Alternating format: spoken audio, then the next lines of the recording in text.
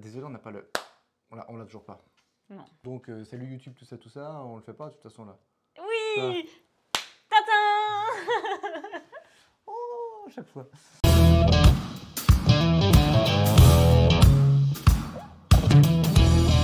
On va faire un thème qui est en rapport avec... La mer et les abysses. Oui. Alors moi, j'aurais dit les océans, mais ça marche aussi. Ouais. Tu trouves ça mieux? Oui. On va commencer fort sur ce thème-là. Tu nous le présentes? Abyss.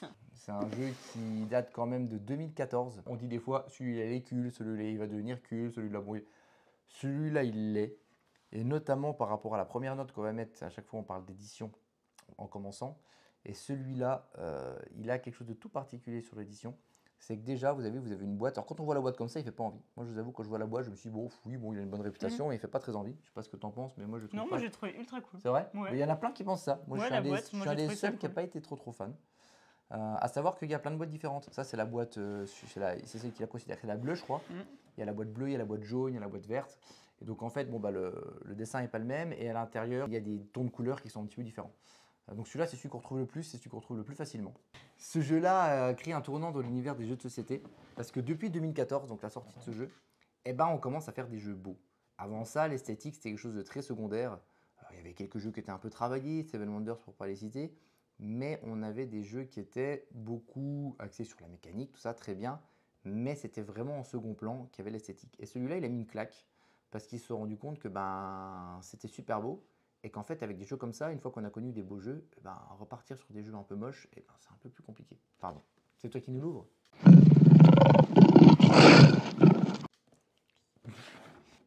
Tadam. Donc là, nous avons le plateau de jeu que vous allez trouver relativement sobre.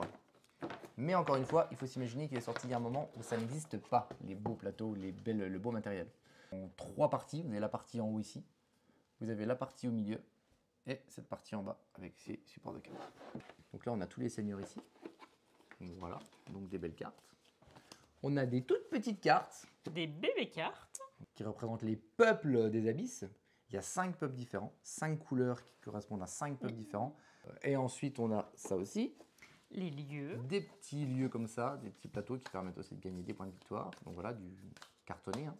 Donc voilà, pas n'importe quoi. On a les monstres. Voilà, ça c'est qui correspond à ces petits monstres ici aussi.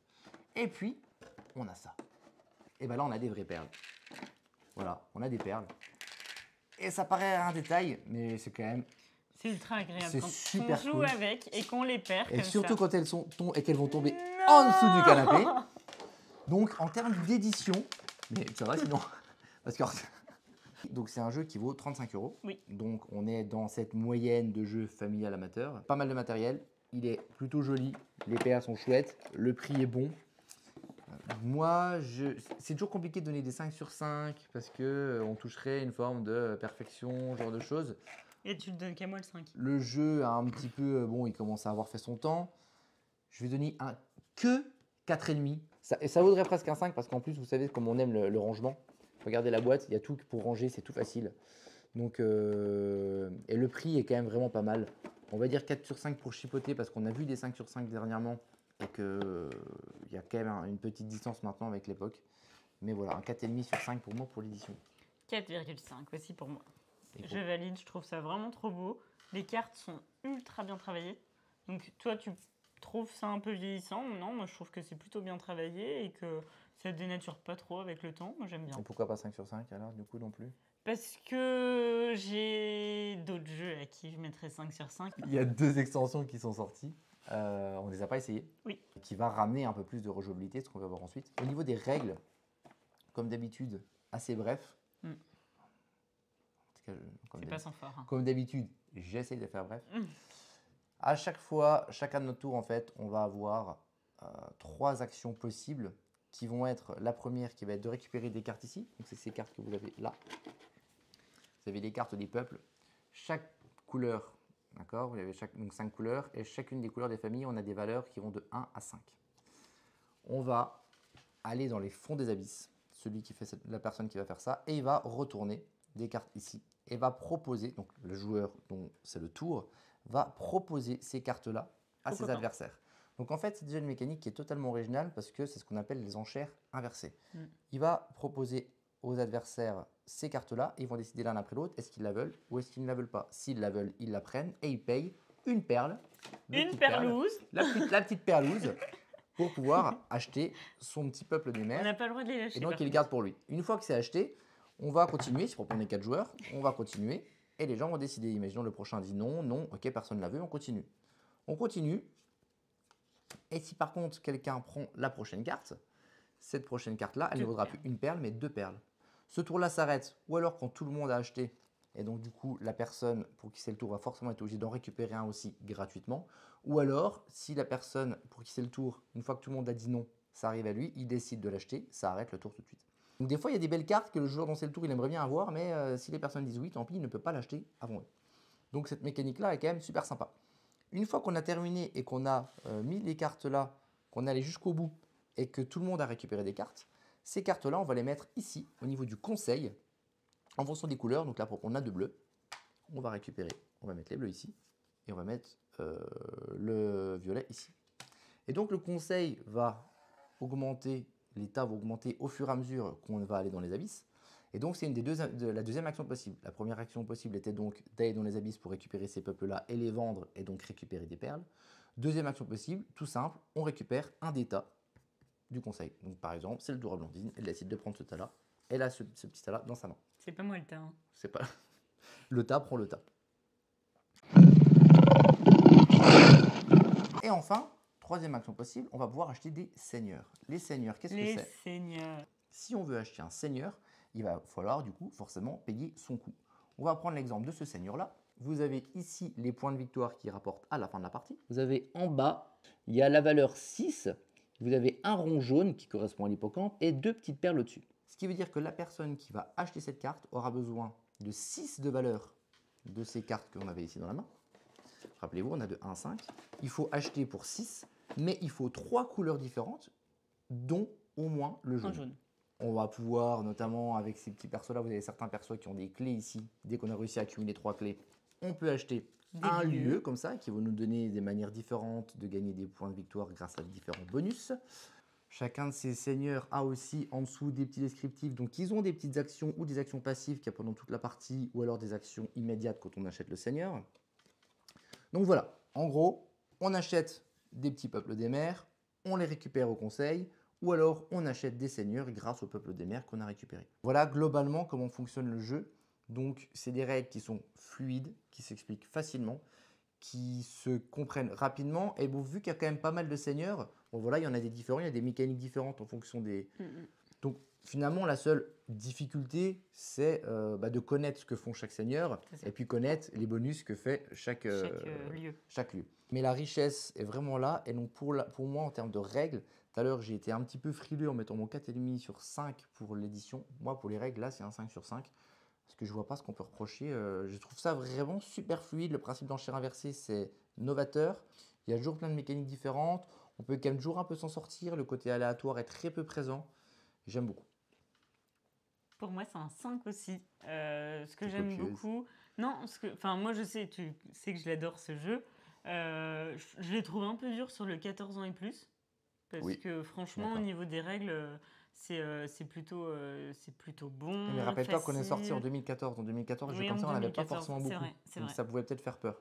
Mais c'est vrai que... Enfin non, moi je l'adore. Je le trouve super cool, pas simple, très tactique, mais très abordable et très facile d'appréhension. Donc voilà pour les règles. En termes de rejouabilité, je vais donner un 4 sur 5 parce que je trouve que la rejouabilité est quand même assez excellente. Là où effectivement, je pourrais peut-être même presque donner un peu moins dans le sens où une fois qu'on a fait le tour, qu'on connaît bien les cartes et qu'on connaît bien les lieux, voilà, on a fait le tour. Mais franchement, avant de toutes les connaître et avant de se lasser, il faut franchement y aller. Donc ça vaut un bon 4 et en plus, il y a les extensions qui sont là pour normalement raviver un peu ça. Ils ont fait aussi des tapis. Des tapis pour le rendre encore plus beau. Enfin non, franchement, je trouve qu'ils ont bien tourné autour du jeu pour essayer de l'améliorer, apporter des petites améliorations. Mais voilà, il y aura des nouveaux seigneurs, des nouveaux lieux, ce qui permet de ramener un peu de rejouabilité pour 20 € de plus. 20 € par contre, pour le coup, c'est un peu cher. J'ai le droit de donner ma note ou... Toi, tu as le droit. 4,5. D'accord. Donc toi, le côté extension un petit peu? Ou juste, Ouais, ou et pas même forcément? juste le jeu, pas forcément. Enfin, moi, j'avoue que je joue même sur une plateforme en ligne parce que je l'aime beaucoup, ce jeu. Et c'est vrai que ben, malheureusement, on fait pas tout le temps des parties ensemble. Donc, non, franchement, moi, j'adore jouer à ce jeu. Et je trouve qu'il y a tellement de combinaisons, de trucs possibles. Non, c'est trop cool. Pour le plaisir du jeu, je serais sur un 4, qui est une très bonne note. On n'est toujours pas sur le 5 sur 5, ben voilà, parce qu'il y en a plein d'autres et que c'est toujours compliqué de mettre un 5. Malheureusement, je suis quelqu'un qui me lase assez facilement des jeux. Maintenant, il n'y a pas une fois où j'ai joué au jeu où je me suis dit, bon, là, j'ai pas envie de jouer. À chaque fois qu'on s'est joué, on s'est régalé, donc un gros 4. 4,5 sur moi. Sur toi? Sur moi. On le pose sur toi, Je prends 4,5? sur moi, ouais. Je le prends sur toi. D'accord. Non, moi j'aime beaucoup jouer. Bon, bah, celui-là, c'est un de nos jeux préférés et c'est un jeu culte, de toute façon, globalement, dans l'histoire des jeux. Galerapagos, un jeu qui est un petit peu connu aussi, qui est plutôt connu pour justement les gens qui aiment bien les party games, qui aiment bien jouer à plusieurs, qui aiment bien les jeux d'ambiance. C'est un jeu qui est sorti en 2017 et qui vaut une vingtaine d'euros. C'est un jeu qui va jouer de 3 à 12, donc c'est quand même assez cool, c'est vraiment pour jouer ensemble. Le prix, moi, je trouve très cohérent, parce que 20 euros, ce sont les jeux qu'on dit que ce sont des jeux à deux. Regardez, là, on a un petit sac avec des boules. Regardez le sac, là, c'est vraiment c'est une espèce de. C'est quoi? C'est de l'osier un petit peu. La jute. C'est de la jute? Oui. C'est de la jute. Voilà, vous avez des C'est petites une boules comme ça. toile Momo de Motus avec la jute. petite boule noire. Oui. Un petit plateau de jeu. Petit, simple, il n'y a pas besoin de plus, mais il est super joli. Vous Oh, avez. Alors, regarde, voilà, ça c'est quand même beau comme tout. Vous avez le fond du paquebot qui est là. Moi, j'ai La jamais boîte, c'est quand même. Même la boîte est travaillée. Ça, c'est quand même plutôt cool. fait ce truc. Ah si, c'est bon. Et donc là, on est dans l'épave du bateau, comme vous voyez. Et dans l'épave du bateau, on va pouvoir mettre les cartes qui sont ici, qui sont Dans des justement petites aussi boîtes. dans des petites boîtes qui ressemblent à une boîte. Et vous avez toutes les cartes ici. Donc franchement, l'édition, ce qu'il y a dedans, toutes les cartes. Bon après, c'est un jeu finalement, c'est surtout un jeu de cartes, un jeu de pioche avec les petites boules là, donc il n'y a pas grand chose. Il y a des petites cartes aussi en plus ici pour la pluie qui va arriver sur l'île. Des petites cartes radeaux, on va vous expliquer après. Donc franchement le matos, pas énormément de choses parce qu'il n'y a pas besoin de beaucoup de choses. Et c'est pour ça qu'il coûte que 20 euros. Ils auraient pu faire ça effectivement rapidement. Bon ils ont vraiment voulu faire quelque chose d'immersif.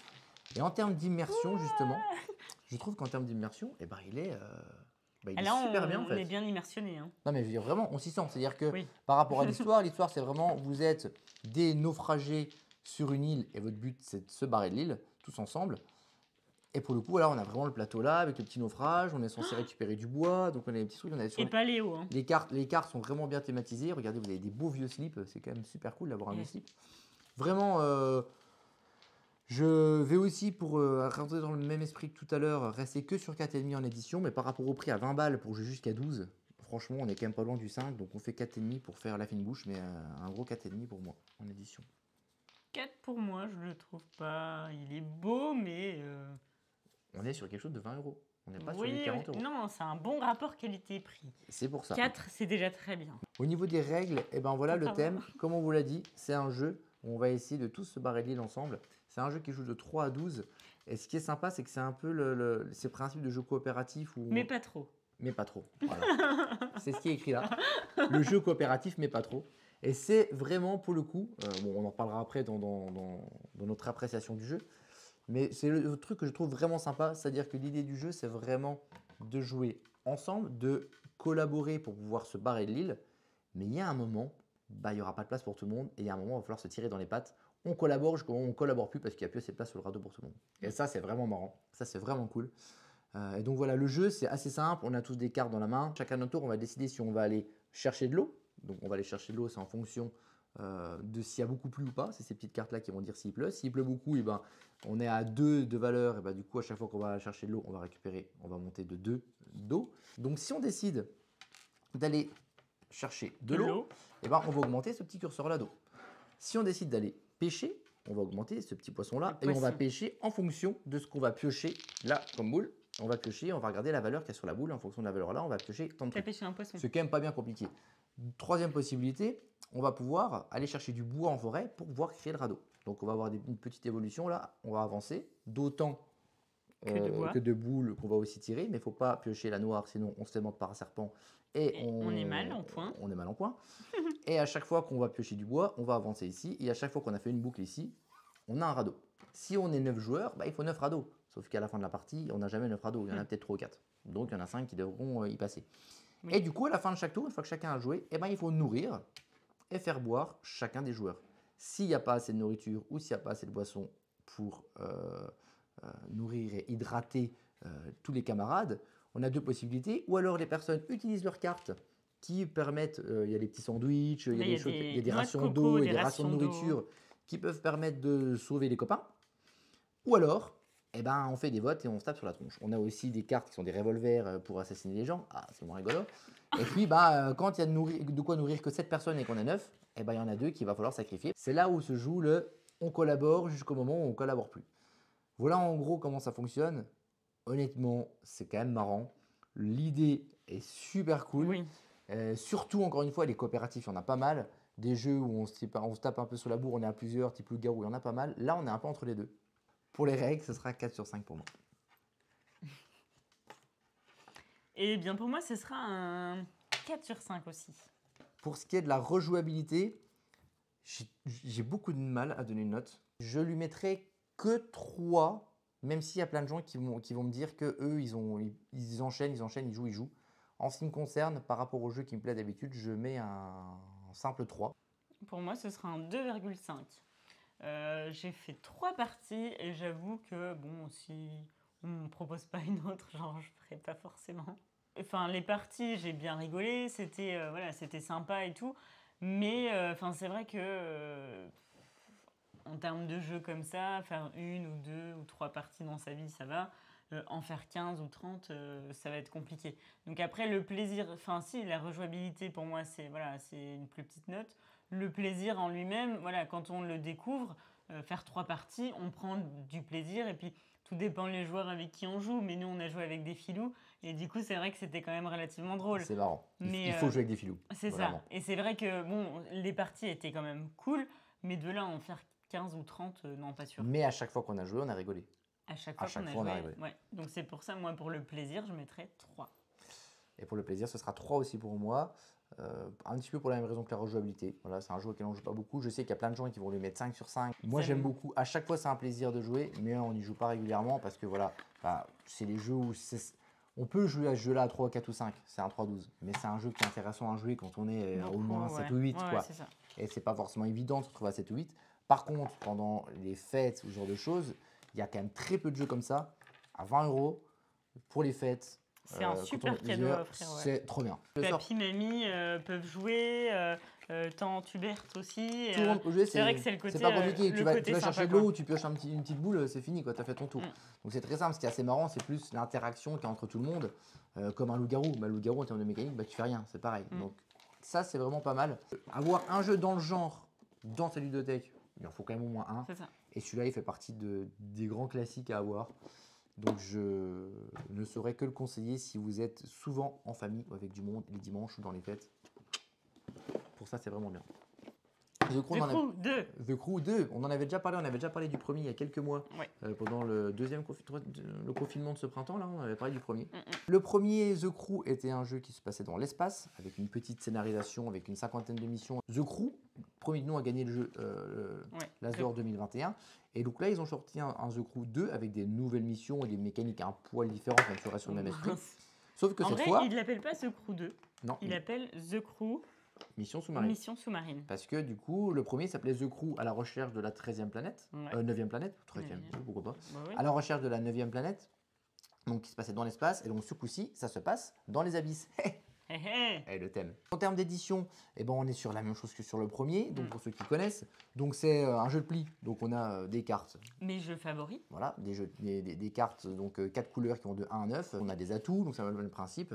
On a des petites cartes missions, celles que tu as dans la main, donc on en a quand même pas mal. On en a beaucoup plus que sur la première édition. Plein de cartes missions, parce que ça se passe un petit peu différemment. Un livret de règles et surtout les 50 missions, et il faut les faire les 50 missions, parce que c'est ça le plus gros du travail, c'est ce qu'il y a là finalement. Et tout ça pour 15 €. Donc, pour moi, l'édition, ce sera 4, pas plus parce que c'est bon, c'est pas non plus un jeu qui est complètement qui est grandiose, c'est quand même qu'un jeu de cartes. Mais par rapport au prix et par rapport à ce qu'on nous propose, on ne peut pas donner une mauvaise note, on ne peut pas donner un 5 sur 5 non plus, donc c'est un 4 sur 5. C'est un 4 pour moi aussi. Alors, moi, j'ai apprécié sur ce jeu un truc, mais je me moque tout le temps quand on le fait, mais je trouve que la scénarisation est vraiment au top. Notre maître de cérémonie nous explique à chaque fois ce que nous allons faire et nous explique nos missions. Donc, c'est vrai que là-dessus, c'est en pleine immersion. Nous sommes dans les abysses et dans notre vaisseau. Il faut. Et pour être dans l'immersion, vu que c'est que un jeu de pli, en termes d'immersion, c'est compliqué. La scénarisation permet de donner un petit peu de... Et c'est vrai que voilà, moi, ça me fait délirer. À chaque fois, je me fous de lui. Mais non, en vrai, j'apprécie beaucoup et je trouve ça très drôle. Pour les règles, c'est vraiment simple. C'est du jeu de pli. On a des couleurs. On lance une couleur. Chacun doit la jouer. S'il ne l'a pas, il se défausse ou il coupe. Il y a des atouts. On va aller plus loin. La différence, c'est qu'effectivement, on a une scénarisation et que c'est du coopératif. C'est pas un jeu de pli classique, genre c'est celui qui fait le plus de points, celui qui fait le plus de plis. On va tous avoir des petites missions qui sont du coup dans ces missions. Là où vous avez par exemple cette mission-là, celui qui a la mission-là, il faut qu'il remporte le 6 vert. S'il fait un pli avec le 6 vert, il a gagné sa mission. Voilà, il y a plein de choses différentes. Là, je remporte un 8 avec un 4. Ouh, elle est compliquée celle-là. Il y a le niveau de difficulté derrière. Donc voilà, on a tous des cartes et plus on avance, au début on a une mission, 2 missions, et plus on avance, plus on a des missions nombreuses et plus elles sont compliquées. Donc ce qui amène un côté évolutif et que ça va avancer dans la complexité au fur et à mesure. Mais malgré tout, même si les thèmes sont différents en termes de missions, là par exemple on a je remporte 2 plis d'affilée et aucun autre pli. Donc il faut remplir 2 plis d'affilée, mais si tu en fais d'autres c'est mort. Elles sont plus fun que le premier encore, elles sont plus travaillées que le premier. Là, par exemple, il faut remporter tous les 3 de chaque couleur. Je remporte autant de plis que telle personne. Voilà, il y a plein de petites missions comme ça. Donc, vous avez un gros tas de missions et vous avez aussi, donc, encore une fois, des difficultés par rapport à ces missions-là. Donc, c'est du jeu de plis classique avec des missions, avec des trucs à faire particuliers et on doit réussir ensemble. C'est The Crew, c'est le mécanisme du premier. La différence du deuxième, c'est que bon, on a des nouvelles missions, on a des trucs un petit peu différents ici. Mais le reste, ça reste pareil. Donc, en règle, je vais mettre 4,5 sur 5 parce que je suis un amateur de jeu de pli. Le côté coopératif, c'est super. Nous, on s'est régalé cet été en jouant. On s'amuse à chaque fois. Maintenant, c'est quand même un numéro 2. C'est-à-dire qu'on a déjà eu le premier. On n'est quand même pas non plus genre ultra étonné d'avoir quelque chose de différent parce qu'on les a déjà vus. Donc, pour ça, je devrais donner 4,5, 4 parce que c'est quand même la même chose. Mais le fait est que, vu que le mécanisme d'émission est un petit peu différent, pour ça, j'augmente un petit peu, je mets un 4,5 sur 5 sur les règles. Et bien pour moi, ce serait un 4, parce que 4,5, 5, voilà, c'est vraiment le haut du panier. Et pour des personnes qui, comme moi, ne sont pas forcément amateurs de jeux de pli, il y a des subtilités qu'on ne pige pas tout de suite. Donc 4, pour moi, ça suffit. Ok, ouais, pour toi, les règles, c'est pas forcément évident au premier abord tout de suite. C'est pas tout de suite, genre, c'est bon, j'ai compris, j'y vais, quoi. Non. Ok. Ok, notamment peut-être ces subtilités avec ces petits jetons là, tu avais compris tout de suite, non? Tu as eu un petit peu de mal? Si, j'avais compris ça, c'était pas un problème, le fait de pouvoir communiquer ou non. Ça permet de communiquer du coup un petit peu. Donner des indications sur son jeu à ses camarades. De jouer à tout, pas forcément, ou enfin voilà, des petites choses qui, quand t'es pas amateur de jeu de pli, te paraissent un peu lunaires. Et en tant que non-amatrice de jeu de pli, en termes de rejouabilité? À part les 50 missions, clairement, la rejouabilité quasi nulle. Donc, mais tu fais quand même 50 parties. Donc, pour le premier, là c'est pas pareil. Oui, là c'est pas pareil. Alors celui-ci c'est différent. Moi moi perso, même rejouabilité au niveau des 50 missions sur le premier, moi je dirais vas-y go, tu peux faire avec d'autres personnes. Exactement. Donc celui-là, moi je te donnerai une note de 4,5 sans problème. Moi, je vais à peu près pareil. Je vais donner 4 en rejouabilité parce que c'est un peu particulier, ce coup. C'est-à-dire qu'en termes de rejouabilité, tu as envie de faire plein de parties, donc tu as envie de t'amuser. Donc franchement, c'est censé être presque sans limite. Maintenant, effectivement, le premier, une fois qu'on a réussi les 50 missions, qu'on l'a atteint, d'une certaine manière, on se dit j'ai fini le jeu. Un peu comme un Legacy. Donc tu y reviens peut-être un peu moins naturellement. Là, chaque mission est différente. Ça dépend de ce qu'on va piocher en fait en fonction des niveaux de difficulté des cartes. Le mécanisme n'est pas le même. Et donc, par exemple, la mission 12, sur le premier The Crew, c'était tout le temps la même mission. Là, la mission 12 sur celui-ci, en fonction de la journée, du jour, de ce que tu pioches et avec qui tu joues, ce ne sera pas la même mission. Donc, ça ramène, je trouve qu'il y a plus de rejouabilité que le premier. Ouais. Et même si on a fini toutes les missions, rien ne nous empêche d'en refaire en piochant d'autres cartes et en continuant. Si on arrive au plaisir, moi, je vais effectivement mettre un gros j'hésite entre 4 et 4,5. Non, on va être obligé de mettre un 4,5 quand même, parce que c'est quand même vraiment bon. Je suis vraiment un amateur de jeu de pli et je m'en lasse pas. Et à chaque fois qu'on sort, à chaque fois que je peux le sortir, je suis trop content. C'est vraiment, je suis tout excité, vraiment. Donc c'est un vrai plaisir, c'est une vraie réussite. Et ils ont réussi malgré tout, malgré qu'il y a eu déjà un premier et qu'il n'y a pas beaucoup de changements, bah, ça donne quand même envie d'investir dans le deuxième, surtout que ça coûte 15 euros. Ouais, 15 euros. Vraiment rien pour franchement des heures et des heures et des C'est un super cadeau pour le Père Noël. Ouais. Franchement. Et du coup, moi j'attends avec impatience ta note de plaisir et que tu expliques pourquoi, étant donné ton statut d'amatrice, nouvelle amatrice, néo-amatrice de jeu de pli. Alors moi, avant cet été, non, avant l'été dernier, sur le The Crew 1, je pense que j'aurais donné en plaisir 0. À ce point-là? Ah ouais. Ah, je pensais que j'étais sur un 2. Toi, non, ouais. C'était un calvaire total. Je ne comprenais absolument rien. Et en plus, le pire de tout, c'est que Jean le Modo ne comprenait pas que je ne comprenne pas, parce que ça lui paraissait tellement logique. À chaque fois que du coup, je remportais un pli, j'avais la petite sueur là qui coule comme dans les mille. Je me dis, mon Dieu, qu'est-ce que je dois faire? Et c'était un calvaire à chaque fois qu'il fallait que je joue. Enfin, c'était l'horreur. Et à force de travail et de persévérance, j'ai réussi à appréhender un petit peu le jeu et maintenant je crois que je m'en sors plutôt pas mal. Ouais, maintenant tu joues bien. Et c'est vrai que pour le coup maintenant en termes de plaisir, je pense que je donnerais même une note de 4. Parce que, on est quand même passé de 0 à 4. Et là, on est passé de 0 parce que tu connaissais rien en jeu de pli et que tu étais complètement largué. Du total. moment où tu as compris le mécanisme de jeu de pli, tu as te régalé. J'ai été agréablement surprise qu'un jeu comme ça pouvait me plaire. Je suis l'exemple qu'en tant que joueur de jeu de pli, eh ben, j'y prends plaisir beaucoup, donc allez-y. Elle est l'exemple que même si on n'aime pas les jeux de pli, eh ben, on peut prendre plaisir aussi. On rame peut-être un peu au début pour comprendre comment ça marche. Bon, après, moi j'avoue que j'ai du mal à comprendre comment on peut ne pas comprendre. Forcément, tu joues une couleur, tu mets la même couleur, si tu n'en as pas, tu coupes. C'est quand même pas compliqué. Apparemment, oui, mais t'es pas obligé de couper.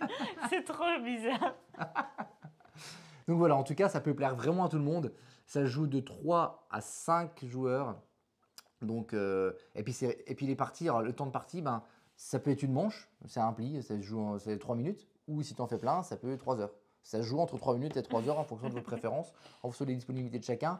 Vous êtes à plusieurs dans une soirée, vous êtes à 5, vous jouez, il y en a un qui part, bah, tant pis, on joue qu'à 4. Après, on a 2 qui partent, on a 2 autres qui reviennent. C'est cool, ça tourne, c'est génial. Franchement, on valide The Crew. On valide The Crew 2 comme le premier. Polynesia est sorti cette année, en 2021, il vient de sortir. C'est un tout nouveau jeu qui est à 35 €. Donc il est dans cette moyenne des jeux amateurs famille. On a les petits plateaux de jeux personnels ici. Donc c'est un jeu qui joue jusqu'à 4 joueurs. Donc on a 4 petits plateaux comme ça. Donc petits plateaux individuels. On a ici le petit sac. On va pouvoir piocher ce qui va se passer avec le volcan. Donc un petit peu à la Clank pour ceux qui connaissent, en fonction de ce qu'on pioche, il ne va pas se passer la même chose et la partie ne va pas se finir au même moment en fonction de quand le volcan va exploser. Vous avez des petits jetons coquillages, des petits jetons poissons pour la nourriture. Donc ça c'est cool, c'est pas des petits cubes. On a les petits bateaux. Donc ici on a plein de petits bateaux qui vont nous permettre d'aller d'île en île. L'aide de jeu bateau et meeple, pardon. Oui. On a l'aide de jeu ici, effectivement.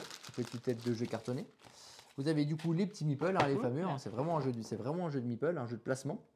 Un jeu de mécanique de placement et de déplacement surtout. Et vous avez les petits bateaux qui sont ici. Un plateau pour 2 et 3 joueurs et un côté pour 4 joueurs. Ouais. Bon, honnêtement, ça ne change pas grand-chose. L'idée, c'est de mettre un petit peu tous les meeples ici à côté du volcan et de se trimballer avec sur les petits chemins là, d'île en île, avec les bateaux et les meeples. On a des petites cartes là qui sont des petites cartes à thème qui rendent les parties différentes les unes après les autres. En fait, en fonction des cartes, on prend 3 cartes, je crois. 3 cartes parmi celles-ci, il y a niveau 1, niveau 2, niveau 3, et qui vont donner différentes manières de gagner des points de victoire en fonction de la partie. Donc ça ne sera jamais les mêmes. Bon, en termes de matos, moi je trouve qu'il y a quand même pas mal de choses. C'est chouette, moi je trouve le plateau qui est quand même vraiment pas mal. Le thème, par contre, super émissif, le côté Polynésie, les îles, le volcan, les petits bateaux et tout. Le thème ultra bien traité, je trouve. Et puis chouette, beau matos. Donc un 4 sur 5, je pourrais même presque donner plus, mais un beau gros 4 sur 5, franchement, surtout avec le prix. 4 sur 5, vraiment. Très sympa. 4 sur 5. 4 sur 5 Non, le thème, si, c'est vrai qu'il faut dire que le jeu est bien travaillé. Pour les règles, on va faire encore plus rapide que les autres, parce que là, pour le coup, c'est quand même vraiment facile. Comme je vous l'ai expliqué juste avant, on part du volcan ici, et on va essayer de tracer un petit peu des chemins. L'idée, ça va être de mettre des petits bateaux sur les petits chemins. Là où vous voyez les petits pointillés, vous allez pouvoir mettre des bateaux ici. Et puis grâce à ces bateaux-là, on va pouvoir déplacer les meeples. L'idée, c'est que les meeples s'éloignent du volcan jusqu'à ce qu'il explose. Quand il explose, la partie s'arrête. C'était le petit sac que je vous ai montré tout à l'heure.